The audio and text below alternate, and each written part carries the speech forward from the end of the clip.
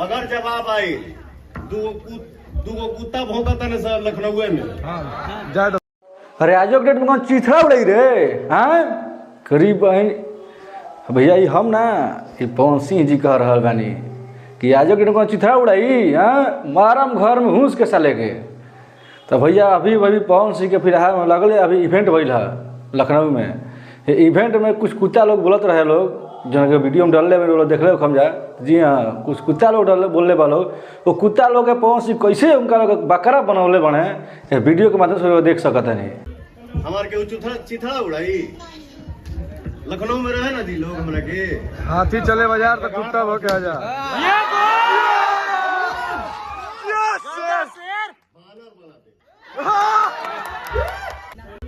हमारे के चिथड़ा उड़ाई लखनऊ में रहे ना जी लोग हमरा के। हाथी चले बाजार तो कुत्ता हो के आ जा।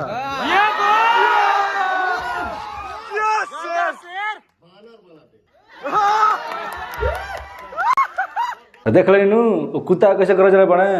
अरे हवा हमें केनियो घुसे केनियो निकली हैं गरीब बहनी के कोनो ना कुछ कर पैबा सन। वो लखनऊ तो बतैले रही नू कि नवाब के शहर तोनी के शहर ना हो। अरे घर में घुस के तोनी के मर पवन सिंह अभी क्या तोनी के फैन ही काफी है उनका। तो ध्यान रखो सोन पवन सिंह के मारे के मतलब हवा है। हवा केनियो खुशी केनियो निकली तो उनसे कुछ ना धराई अते मारे के धमकी देता रे। तो उनके दोनों के मुँह कबार के मरीबा सोन ध्यान दिया सोन। तो उनके गद्दारी पड़ी भोजपुरी पे भारी। अब की बार आ गई बने पवन एंड खेसारी तो उन्हीं के चिथड़ा उड़ जाई। तो ध्यान में रह तो छोटा मोटा यूट्यूबर बड़े रील के नचनिया बड़े तो नचनिया लेखा रह। ज़्यादा उड़े कोशिश मत कर तो उड़बे पंख कटा जाई।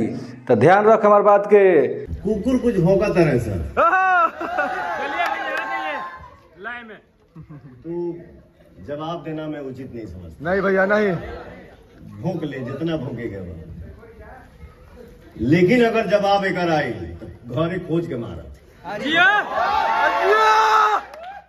ये नाम पवन सिंह है। शेर है। ठीक है चल बोला हमारे सर हम लोग के बीच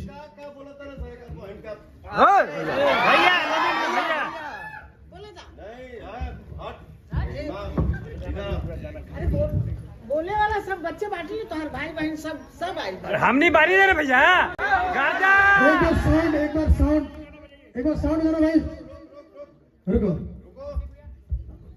तू कुकुर भौंका तरह से भैया फाड़ दे पीछे सुन के। अरे जा ए भैया हमने के बानी जना दौड़ा के मार। I am Pawan Singh.